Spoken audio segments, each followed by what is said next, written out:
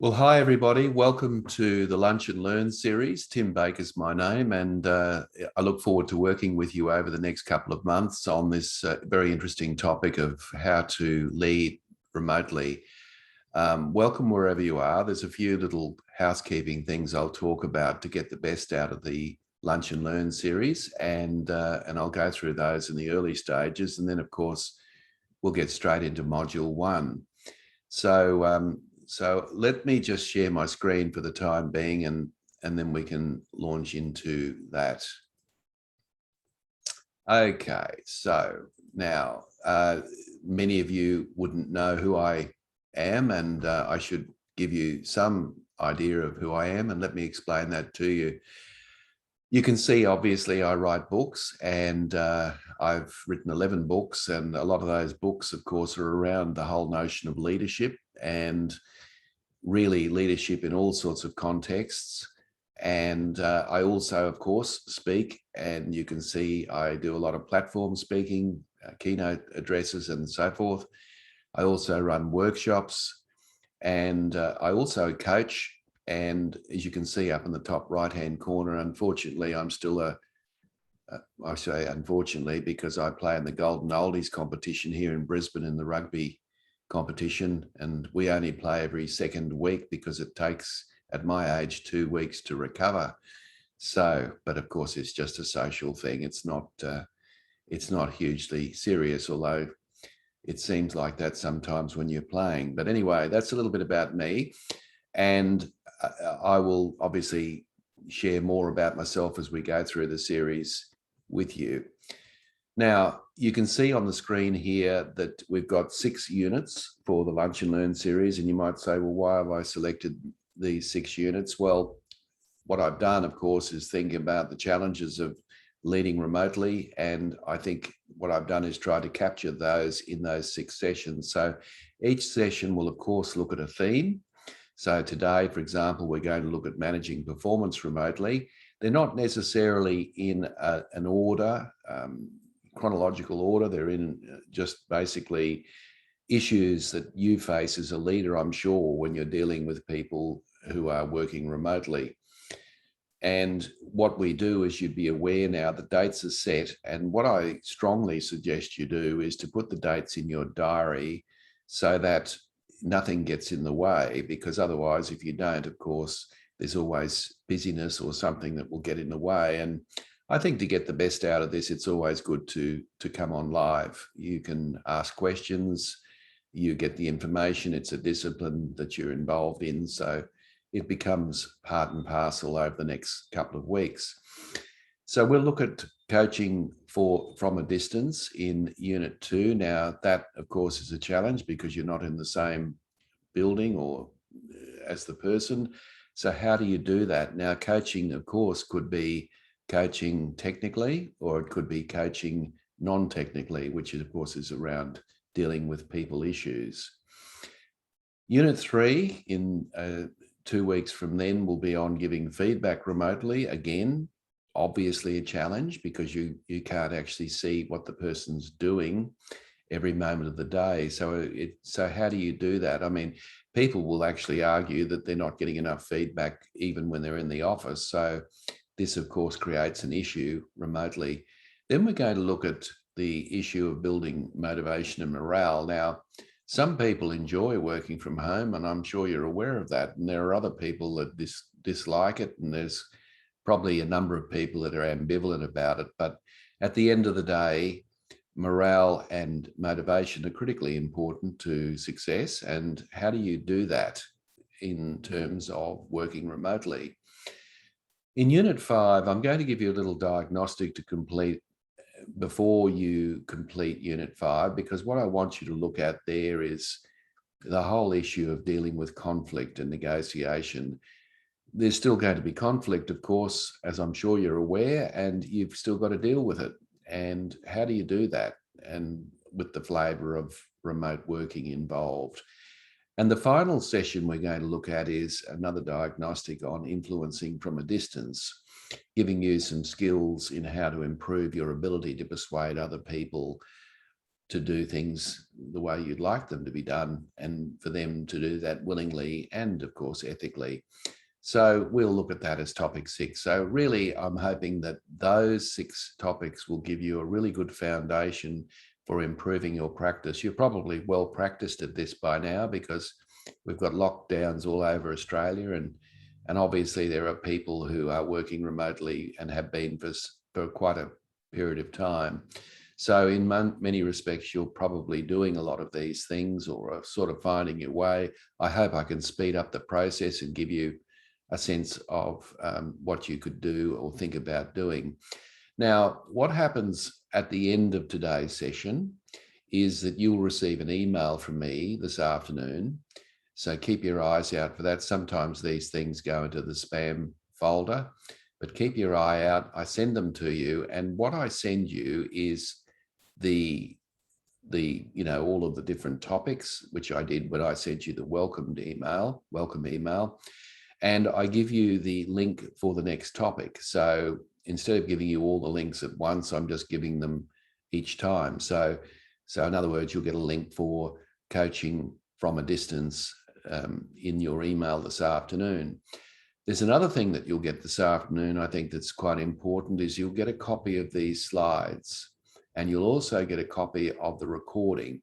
So if at any stage during the Lunch and Learn series, you just simply can't make it because something else has gotten in the way or there's an emergency,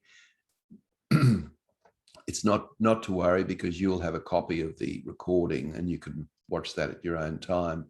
But I would urge you not to make that an excuse not to join live, because discipline, or I should say busyness, gets in the way, and often we forget to review the slides. So it's far better to just participate in a live manner. The other thing is that you can ask questions through the chat box at any stage, or make comments, and at different times I'll be inviting you to do that. And I'm not going to sort of leave a 15-minute pause at the end, an awkward pause where people are sort of gathering their thoughts about what questions they want to ask. I think you just go ahead and ask them when you're ready. I obviously get to see that immediately. And of course, I'll respond to it immediately as well. So that's pretty much it. And the other thing that I do at the end of each session is I give you a little bit of homework. And the homework, of course, is practical. Let's try this, try that, give it a shot, see how you go, see if it works for you. So you'll get a little bit of homework at the end of this session, and it'll obviously be around the performance issue of managing performance. So I think that's about it. And of course, you can converse with me outside this, and you will get my email address if you've got it already. And at any time, if you want to ask questions or whatever, you can go ahead and do that, or just tell me how you're traveling. Okay, so that's the topics. And let's talk about what we're doing today. And what I want to talk about essentially, and I try to distill this down to 3 key points, so to make it sort of simple to follow through. But I want to talk about some of the challenges of leading remotely. And of course, some of these will resonate with you, because of course you're probably in that realm at the moment. And I just want to sort of give a bit of an overview about the topic and talk about some of the challenges involved. And then I want to talk about some tips on managing performance, which is ultimately why we're here today. And some of the things that you need to consider. And I want to finish up talking about feedback and check-ins, although I'm going to talk about feedback in more detail in one of the other units, as you might be aware. Obviously, if we're talking about managing performance, it's hard to separate that from giving feedback. So I do want to talk about that. And I do want to talk about the notion of check-ins, and I'm sure you have check-ins, and perhaps how you might improve them. I think they're even more important now, ironically, when you're working remotely, because people are in isolation, and they probably need that social interaction, not to mention the fact that it's just another opportunity for you to make sure you get your priorities clear about what's required. So we'll finish up with that today. Okay, so let's launch into today's topic. Now, I think the first comment I'd make about this is that There's a lot of commentary at the moment about remote work. I'm sure you've read about it and even thought about it yourself, but my view is that the trend of remote working isn't going away. In fact, what we found was that before COVID, the trend of remote working was increasing, and it has been increasing for the last decade. So more and more people are finding opportunities to spend more time at home, probably completing, major assignments where they don't want to be interrupted, major reports, proposals, and those kinds of things. Now, what COVID has done, of course, is accelerated this trend, and it's likely now, moving forward, that remote working is here to stay. Now, not necessarily remote working as in people won't come into the office, but I think we're moving into a world of hybrid working arrangements. That is, that people will spend more time working from home. And if they do have the capacity to come in to the office, they will for various meetings and collaborative exercises and so forth. But I think we're moving from a world where people were working on site to remotely, but via a hybrid working arrangement. So I think this is here to stay. And I think we need to embrace that, because I just think it's inevitable. It's an inevitable. And there's lots of reasons for that. I mean, obviously, it's more cost effective when people are working from home. There's no commute time. There's a whole lot of advantages. There's disadvantages, of course, as well. But it makes perfect sense to me that this is the way the world is going, and we just need to get engaged and embrace this whole process. I think that's true. I don't know what you think, but I know I read somewhere the other day where an HR manager said, how do we sort of entice people back to work? And I thought they were asking the wrong question. I think a better question to ask is, why aren't they wanting to come back to work, is a more pointed question. But I think the point is that remote working is here to stay. Okay, so let's look at this whole notion of leading remotely. And I want to make the point that has everything changed? You know, it might seem so on the surface, but I think more is the same, actually. In other words, people are still doing the same work that they were always doing. They're just doing it in a different way, as in a different location, for those that were working in the office, of course. But I think what is different matters a lot. And that's the leadership dimension that I really want to focus on today. So from a leader's point of view, leading people is still pretty much the same, but those things that have to change do count. And I do want to emphasize those things throughout the process. Okay, so what are the challenges? So if we just sort of start with looking at what the challenges are of working remotely and just consider them for a moment. I've made a list here, but I'm sure there are many other challenges that I haven't considered, and you might like to put them in the chat box if you think I haven't covered them. But I think one of the big challenges for leaders is, what are they doing? So you can't walk down the corridor and look over someone's shoulder anymore. In these sorts of lockdown arrangements, you probably speculate and wonder what people are doing. But it's not just what people are doing or not doing that might be a feeling of insecurity for a leader. It's also, of course, how they're doing it. So how are they going about approaching certain projects and issues? And those two are the unknowns. And I guess what I would say there is, this is extremely important, why we need to have regular check-ins with people. We've just got, this is a very good point that was just raised by somebody who said that developing and supporting new and junior team members is one I haven't put on the list. Thank you, Susie, for that. I think that is extremely important, because obviously junior team members they don't have the necessary skill sets, do they, or the experience. And of course, they require a little bit more hands-on attention. So yes, thank you for raising that. And of course, that does become a challenge working from home. So there's also not enough communication now, because it's not convenient always to walk down the corridor and check in with someone. Of course, you've got to fire up your Zoom or whatever it might be, or get on the phone or whatever. So often, because there's a little bit of effort involved in that, we perhaps don't necessarily communicate to the same extent that we perhaps would in the world of work, in the workplace, that is. Now, I think, and I'm going to spend a bit of time on this one today because it goes to the heart of performance, is people may be unclear of expectations. I think it's true to say that people are unclear about expectations when they're working in the office. It can become even more of an issue, of course, remotely. So we need to clarify expectations, probably more explicitly than we would otherwise, and particularly when we're talking about junior staff.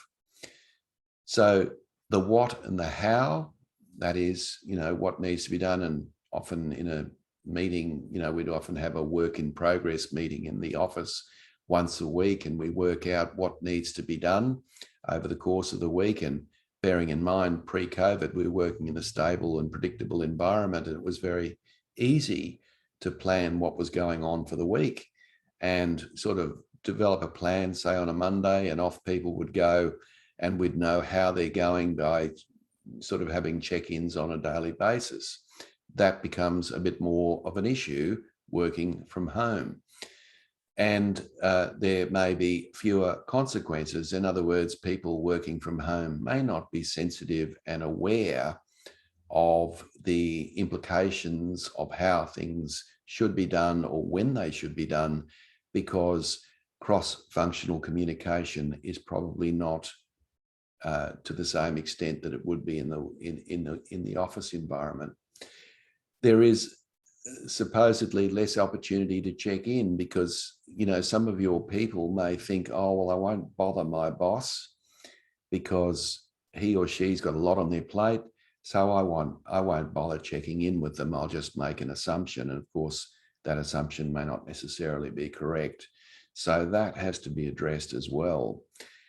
There's potentially less trust because rapport building and the management by walking around, the idle chit chat that goes in an office is no longer available. So what that can do, of course, is potentially lessen stress between the leader and team members. So we need to talk about building trust.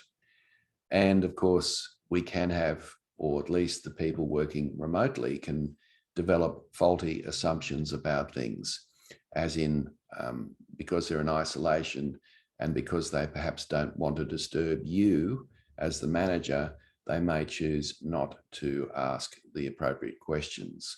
So lots of challenges. And of course, you're here because we're going to address most of those and others as well. All right, so moving on. I just got another comment here. Yes, this is a good comment as well. Maintain culture long term. Yes, this is very interesting. Whenever a group of people work together, there is a culture. Now, the question really is, of course, is whether or not it's a productive culture or whether it's not. And sometimes people lose touch or lose sight of the culture, particularly if they're new to the team or they're not aware of what, the way things are done around here. And so that is also an interesting issue. And I will give you some tips on how to maintain a productive working culture working remotely. So thanks again, Susie, for that feedback. All right, so let's move on and talk about this. I think that, if we distill down the issues of working remotely as perhaps even working in an office, performance consultants would generally agree that less than 10% of problems are due to a lack of capacity of employees. So you probably know what that extra 90% is. It's really around communication and the accuracy of communication. I mean, if you think about the mishaps, the misunderstandings and so forth that go in the workplace, most of it, of course, is around communication or lack of communication. So that hasn't changed. The problem, of course, now is that it's, by the time we fire up our Zoom or whatever, it may not be worth the effort. And so we take it for granted that the other person has made the right assumption. So this is something that has to be watched very carefully. But most issues, of course, in the workplace, whether it's remote or working in an office, come down to a lack of communication. Nothing's changed in that regard in terms of remote working. So what it means is that we still need to have these quality conversations with people. And I would urge you to do these, to have these quality conversations with people. And if you haven't got a system of regular check-ins with team members, then I strongly recommend that you get that organized. Now, these check-ins don't have to go for long periods of time. Some people think, well, when you have a check-in, we need to spend an hour. I don't have enough time. I've got 10 employees. I can't do that. Just remember that a check-in can be very valuable in 20 minutes and a waste of time in an hour. So it's not so much the time that's spent, it's the quality of the conversation. And I will spend a lot of time, and you'll find there'll be a theme running through this Lunch and Learn series around regular check-ins. Now, the fact is the system that people work in and the interaction with people may account for 90 to 95% of performance, which is pretty much what I have just said. So really, it's all about communication or lack of communication. And I think this is the key to it all. Now, we're working on the assumption, of course, that people have got the capabilities to do the job. Now, as Susie mentioned earlier, we've got, maybe new or younger employees who are inexperienced. That, of course, creates a double whammy, not just around communication, but also making sure that their skill set is up to speed. And so that creates a further issue. But working on the assumption that people have got the skills and capabilities to do the job, it comes down perhaps to communication at the end of the day. So we need to change the system or process, since we can't use management by walking around. You can't do that, of course, when you're working remotely. So this, I do a lot of coaching with a lot of managers, and of course they say to me that, perhaps there's a lack of trust in the team, and I say to them, well, what you really need to do is to spend, 10 to 20 minutes just walking around the office, having idle chit chat with your team members, checking in with them, finding out where they're at, make yourself accessible, and people will come back to me in the next coaching session and say, wow, that really made all the difference. And it does. Now, of course, working remotely, you can't do that, but what you can do is substitute that for having quality online meetings, and we will talk about that. And also, I think that's not enough. You also need to have that one-on-one interaction with people as well. Now, I don't mean every day, unless, of course, it's something very involved you're working on at the time, but you need to have a regular check-in, every couple of weeks, I believe, maybe 3 weeks at the most. 20 minutes online with the other person just to reconnect with them.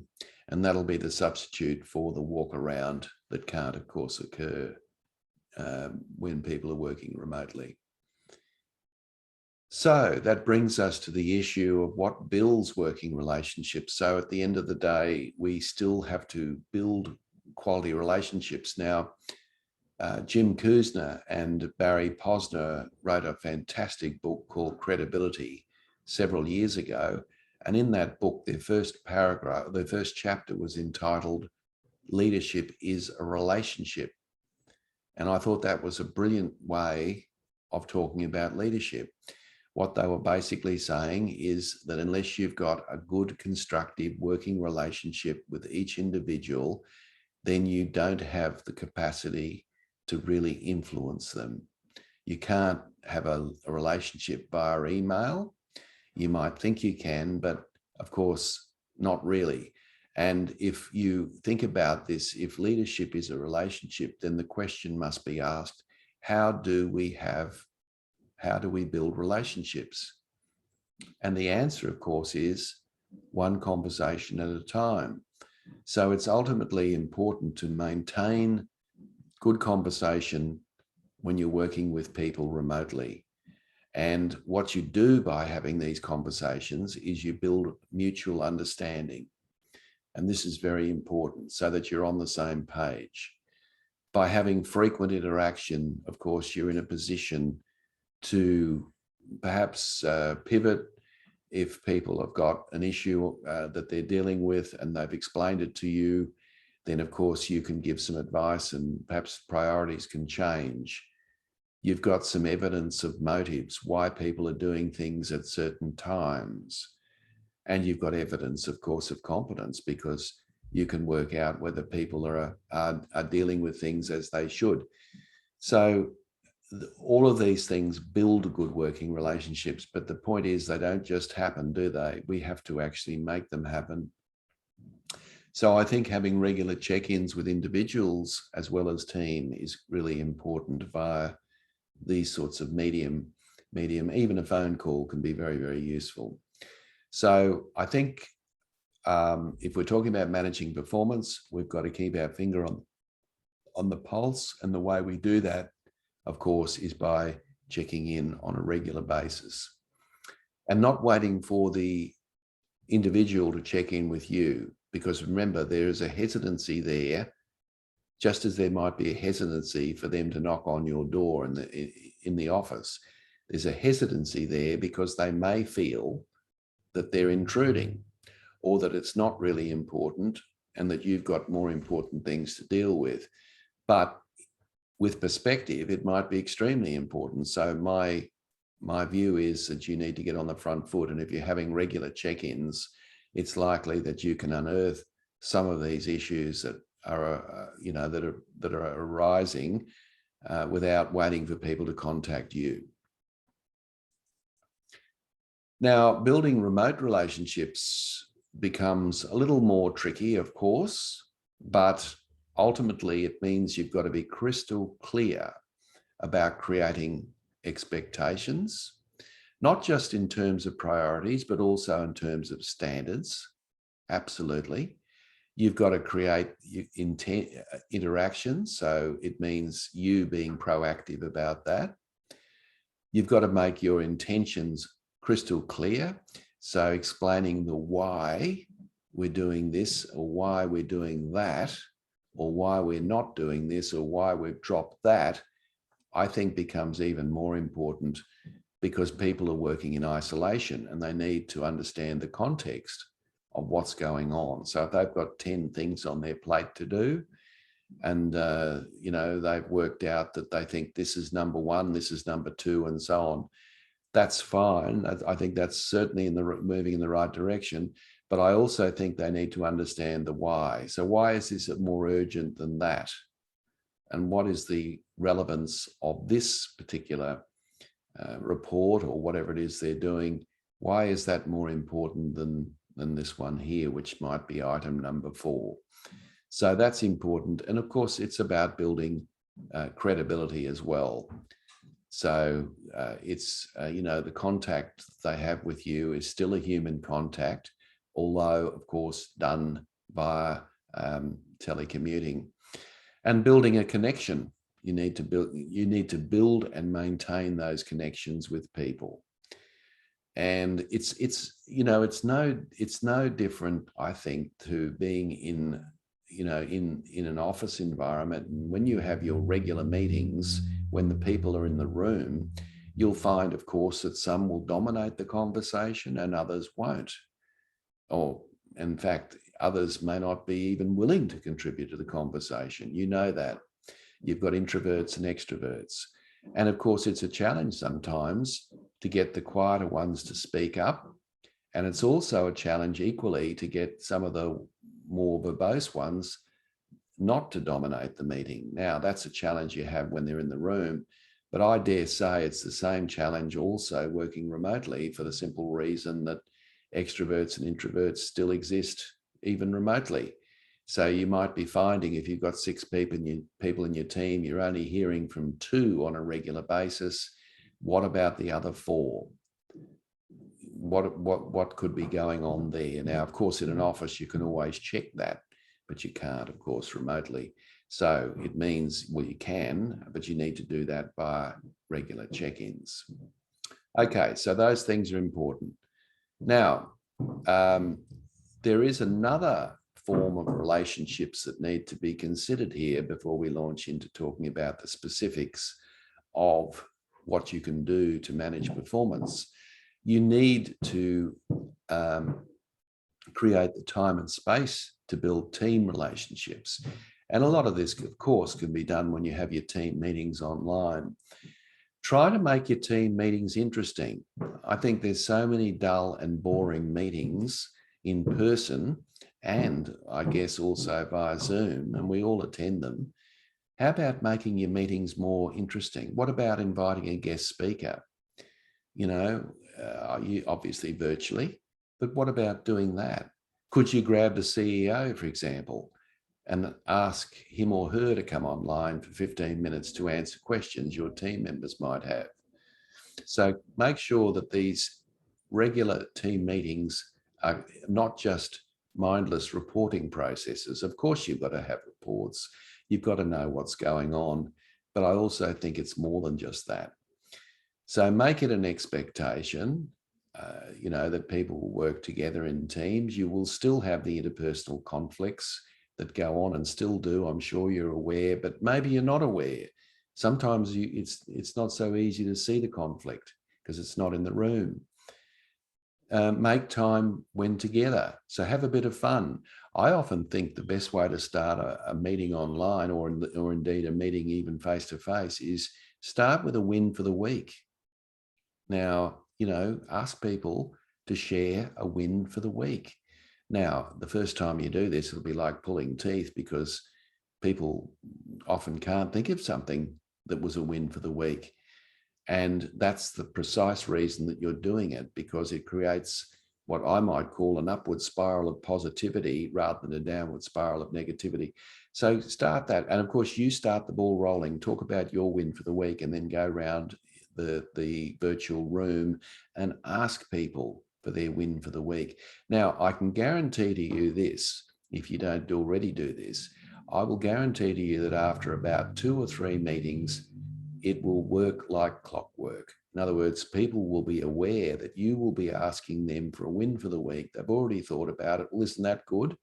They're thinking about some of the wins and they're willing to share them. And what you will find is that ultimately people will share some of their personal wins as well as their work wins. Not a problem. Takes 5 minutes, creates an upward spiral of positivity. Then you can start talking about some of the challenges that are going on. So that's just a simple little thing that you can do, which makes for fun. It elevates the energy in the room, the virtual room. It also keeps you informed about the things that are important in people's lives. And it's just a really good thing to do. But hold the line on it, because I can guarantee to you the first time it'll be like pulling teeth. But if you do it a couple of times, it will be a wonderful way to start your meetings. There's some organizations I consult to who actually, every single leader, hundreds of leaders actually start all their meetings, whether they're virtual or otherwise, with a win for the week. What do you think that does for morale? It does a lot. And it's a simple thing to do. So you might want to consider that. So look, I won't sort of talk too much about this, but because you're probably across a lot of this, but obviously you need the right tools of communication, working remotely, and what's working for you, what isn't. And of course, your organization has certain protocols around certain tools you must use. Maybe, you use Zoom, or maybe you use Teams, or whatever it might be. And of course, you don't have any choice and you just go with that. But there are other tools as well that are important apart from these sorts of tools. You've got, how you have your presentations and meetings. You've got your, instant messenger tools. You've got your file sharing tools. You've got, of course, email. And there's a big tendency now for emails to increase because, and whether you're managing remotely because of the pandemic or whether it's, you're doing that anyway, this is not an excuse to increase the volume of emails. I do not think that's a good idea.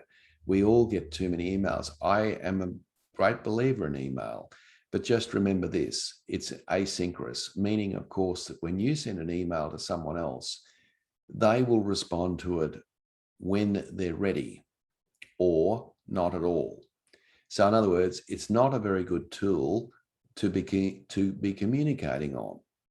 Pick up the phone, have a quick Skype, Zoom meeting or whatever. But I just think that emails are not the way to have these conversations that we're talking about. Have people got webcams? I think it's probably very important for that to happen, because I think it's good to see people when you're talking to them. And I know, some people don't have their webcams. I think I just try and make that a priority personally, because it adds a little bit more personability to the whole thing. And of course, you've got the good old mobile phone to use as well. So just get your tools working properly for you. I don't want to say too much about that, because that's pretty much something that logistically you should be sorting out yourself. Now, just be mindful, of course, that, the fact is people are under a lot of pressure right now. I'm sure you are, and I am, we all are. There's just that extra layer of pressure around lockdowns and all the rest of it. So what does that mean?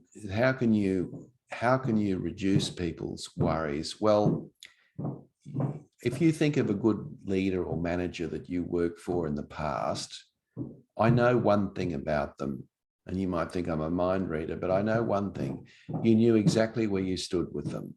True? A good leader will always let you know where you stand. So what that means is that you need to set your expectations. You need to be crystal clear about what those expectations are.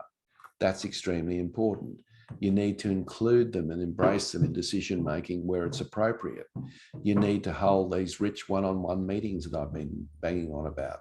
You need to put a schedule, you need to keep a schedule and, make a schedule and keep it. So being reliable, you need to be available at other times as well. So you've got to convey this impression that a knock on the door, metaphorically, is okay.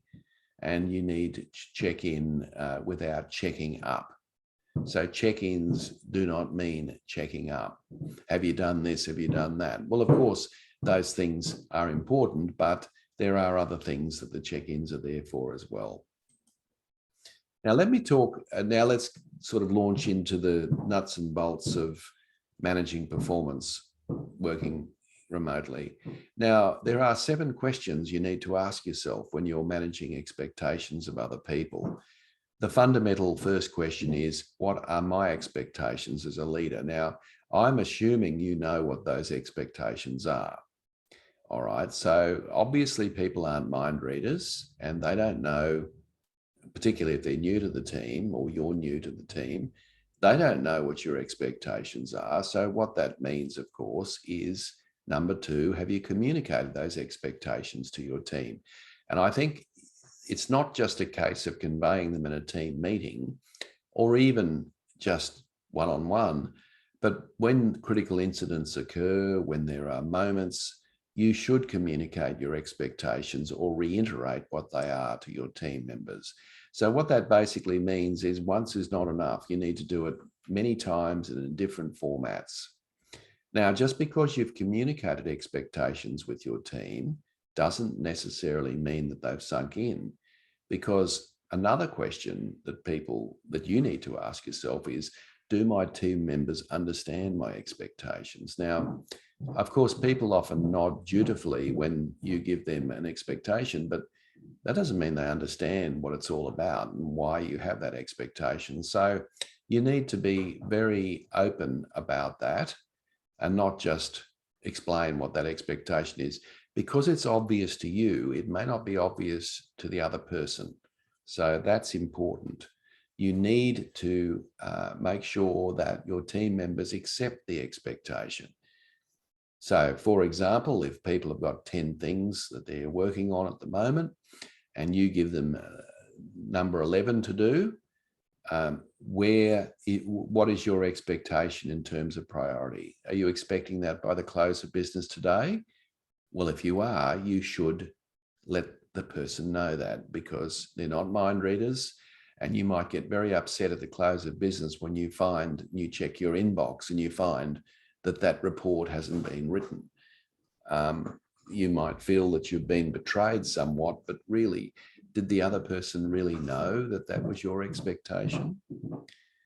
Oops, went too far there. Go back the other way. Now, the other thing that's important is, so that's not the end of it, because are your team members committed to meeting those expectations? Now, the very best way, and I strongly recommend you do this, particularly working remotely when there's all sorts of other things going on, what I strongly recommend that you do is you ask for people's commitment.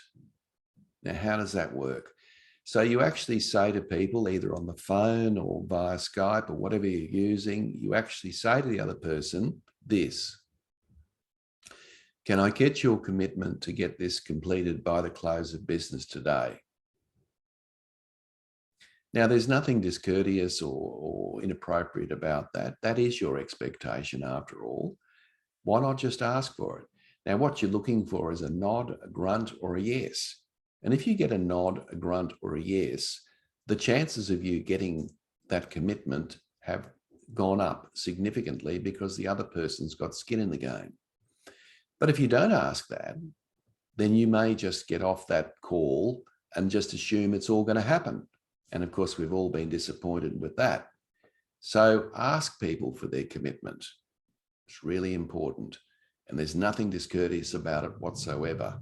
Because remember, we're talking about priorities, and other people have got lots of things on their plate. They might not think it's a commitment to be done by the close of business today. Talk to them about that. Now, of course, if the other person ums and ahs and says they can't give you a commitment, then that opens up a new channel of communication around why or what's getting in the way, and you can have a conversation about that as well. Now, that's not the end of the road. There's two more questions that are critically important in managing expectations for performance. Do your team members know how they're performing against those expectations? Now, this is all about feedback, of course, which we'll spend a bit of time running through in a full module. But at the end of the day, if people don't know how they're performing, then they haven't got a clue. And so therefore, you're not managing your expectations well. And this is even more important working from home. Now, ironically, you're not there watching them. So the question is raised, how do we give feedback on performance when we don't actually know what people are doing or how they're doing it? We'll get to that. And number 7 is, am I supporting my team members to achieve those expectations? Now, what I mean by that is, are you removing organizational roadblocks? So, for example, if someone is relying on information from another department or another team, and there's some sort of a roadblock there, obviously, if you talk about it, you'll be able to do something about it. But if there is a roadblock there, what is it that you can do to assist that person to get that information at the right time and the right way? So that's critically important. So you can see that managing expectations is very complex. So if any of those questions are not answered in the affirmative, it's likely that you're not managing expectations to the extent that you should. So hopefully that's given you a heads up. And as you go through those, you might think, well, where am I falling down there? Am I getting commitment from people? Am I being crystal clear about what I expect? Am I removing roadblocks and so on? So those things are all important. Now, the other thing I strongly recommend, and a lot of us think that we don't do this when we really do, is you want to resist this notion of micromanaging. Micromanaging, and I've been on the receiving end of this in my career, it's not very pleasant because it's based on an assumption that the boss knows best, and perhaps worse than that, I'm not capable of organizing myself. So because people are working remotely does not mean that you should be micromanaging. It's just not, it actually makes it worse. Now, so what does that mean? What it basically means is that you can be very, very clear about when things should be done and perhaps even how things should be done. You should be very much managing outcomes, not necessarily processes, might be a simpler way of putting it. But you just have to accept that if things are done and the standard has been met and people have got things in on time, then that should be good enough, because what else can you do? Now, if the person's got issues to work through or they've got some technical difficulties, well, of course, you can work through with them on that, but micromanaging is not a good idea. And what you can do to prevent yourself from that is focus on the outcomes, set clear goals, ask for commitments, as I mentioned earlier, give people permission to over-communicate. In other words, your door, metaphorically, should be open at all times. All right. Now, remember, if the phone rings or you get a ding on your computer, you don't necessarily have to answer it. That's the luxury that you have working remotely. However, you want to make yourself accessible, and you have to bend over backwards to make it known to people that you're not going to be a nuisance by contacting you. Now, obviously, if it's 3 o'clock in the morning, that might be a slightly different matter. But of course, give people some parameters around that, but let people know that it's perfectly okay for them to reach out to you. And in fact, you would encourage it. And of course, some people won't do that because they'll think it's a sign of weakness, that they haven't got the capabilities and that they're leaning on you too much. And of course, other people will take advantage of it. You've got to manage all that, of course. Assign new people a buddy. Now, I think, coming back to Susie's comment before, I think personally, the answer to having a new person come into your team, particularly if they're inexperienced, would be for you to buddy them up with somebody who's got a good skill set and a reasonable communication and a natural aptitude of working with people. And I think it's a good idea to do that, because then they've got somebody that they can contact at short notice, and that person can set them straight. So I think that's a very good way of doing that, particularly with people who may technically be challenged in certain areas in their work. All right, so resist micromanagement. It's not a good idea. Now, the other thing is, and of course, this is an issue in the office, and it's certainly an issue remotely, and that is address performance concerns promptly. It's no good sweeping it under the carpet or waiting until things improve. If you've got an issue with somebody's performance, really, you should deal with it as quickly as possible. And I can assure you, if you deal with it as quickly as possible, it is as painless as it gets. It only becomes painful when you let it slide. And then, of course, it happens again and again. And then you feel guilty about pulling someone up because you hadn't done it earlier. And that creates a massive problem. And then, of course, they think you're being unreasonable because you never said anything about it in the first place. So please address things promptly, deal with them, nip them in the bud, as they say. It's extremely important to do that. Now, of course, you may not know what you've got to nip in the bud because people are remote. However, of course, if you're staying in contact with people and you know what's going on, which is critically important, then of course you will be alert to some of these performance issues. Now, the flip side's true of that too. If people are really kicking goals, you should let them know that as well, and let them know as soon as possible. Really, really important. And as I said, look out for great performance. And look, the other thing you could do more of, and I've got a slide about this in a moment, is say thank you. Thank you for getting this done. Thank you for, getting all of this done under pressure. We don't get enough of that. None of us do. And you might say, well, when I get that, I'll start doing that to my team. Well, look, it may never happen, but just get started on your own team. Just appreciate the things that people are doing right.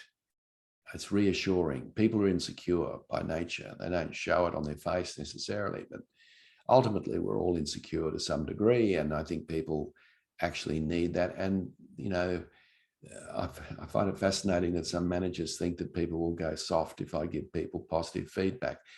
No, they won't. It'll be the opposite. People will never want to let you down once you have let people know that you appreciate the performance that you have put in. You will hold yourself to that standard from there on in, okay, as an employee. So look for great things that are going on as well. A couple of key things that will work for you around this that I think are really important. This is not as easy as it might sound, but I would suggest to you to treat people as much as you can fairly.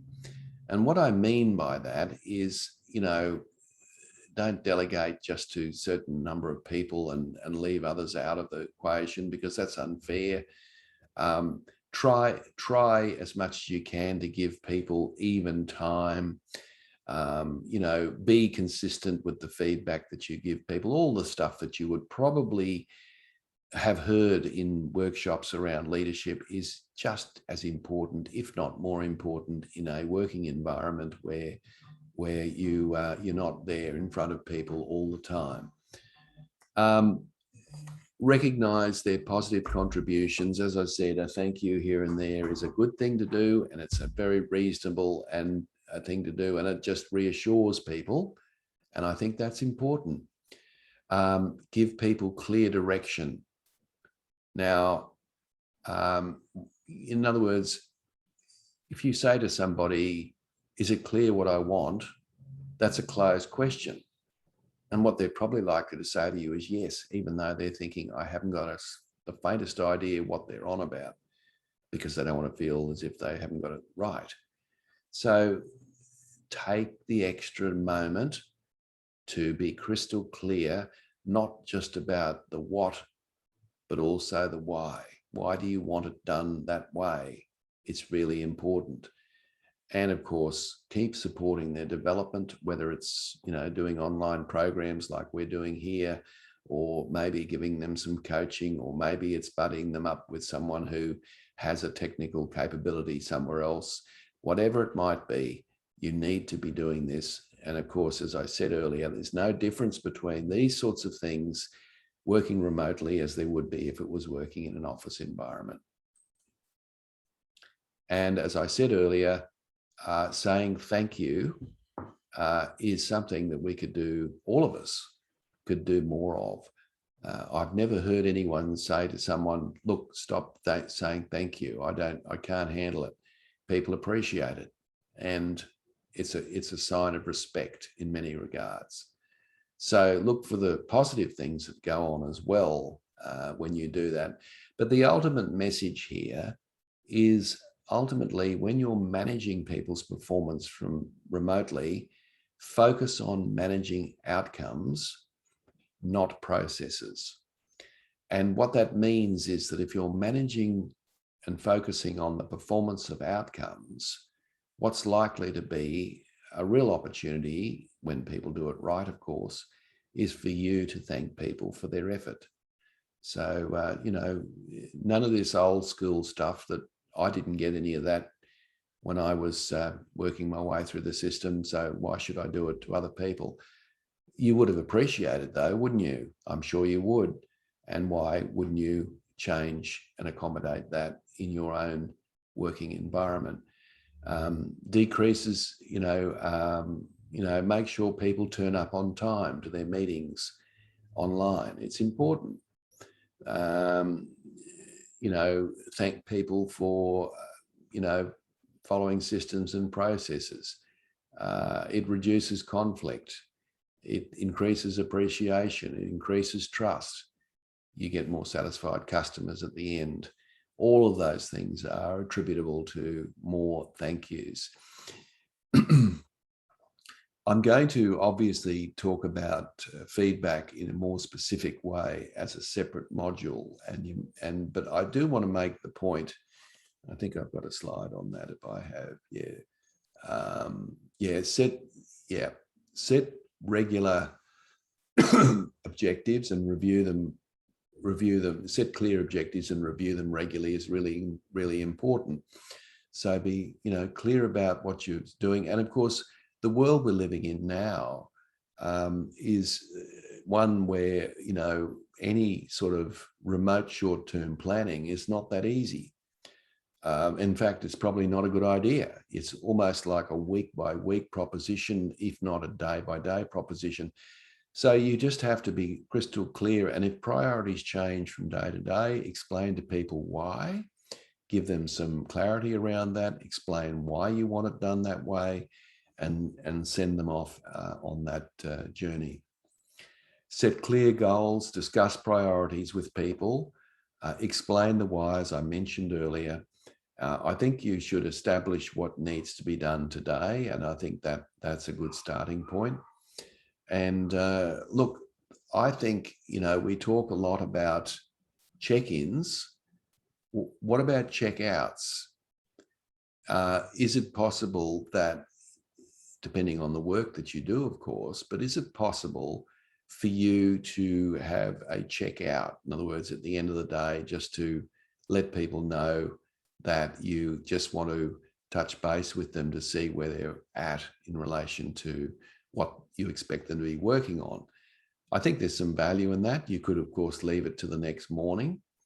But I think, it just really depends on what you're working on at the time as to whether that's critically important. I've just got a comment here I'll attend to. What needs to be done today? Would you catch with your workload daily? Look, it depends, Susie, on pretty much, the work that you do and the nature of what you're involved in, of course. But I do think that some people working from home, not everybody, but some people do respond very well to this idea of, just let me know what you need me to do today and off I'll go and do it. Some people have got a little bit more initiative and so forth. So I think in some respects, you've got to just play that by ear. So look, it depends very much on the person. It also depends on the industry that you're in. It depends on, how busy you are at the time. But I think in some respects, people will appreciate that. Not always, of course, but in some respects, people will appreciate that. So yeah, it's possible to do that. It's not necessary, but I think it's probably in some cases a good idea. Schedule one-on-one time with people. And I think this is extremely important. You should have this in your calendar, and you should do this, as I mentioned, every third week. And this is a 20-minute catch up. And I'll give you some ideas of what to discuss in those catch-ups. One of the things in managing performance that works extremely well is using an after-action review. So what I suggest you do is, obviously you're not there and you cannot see what people are doing. So that makes it obviously difficult. But what you should do is put the onus of accountability back on the individual to manage their own performance. How do you do that? 3 key questions. So let's say someone's finished a body of work for you. So what I'd say to them is, what went well? Now, even if it was an absolute disaster, something would have gone well. And then you might say, well, what didn't go well, or what could have been done better, right? And the third question is, if you had an opportunity to do this again, what would you do differently? Now, what you're doing, in effect, is actually managing performance by asking 3 key questions. That works really well when someone's completed a project or whatever it is they're working on. Get them to evaluate their own performance. And of course, you can bounce off their comments when you hear them. Now, I'm not going to get enough time to go through the 5 conversations framework. So what I'll do is I'll carry this over to next week. But in here, this, because people say, oh, we're going to have these check-ins. What are we going to talk about? Well, I've got a framework for you that I think you'll find very useful. I'll leave that for a fortnight, and I'll cover that in our next session, because I think we're just out of time. So we've talked about the challenges of leading remotely. I've given you some tips on managing performance. I've also talked in broad terms about feedback and check-ins.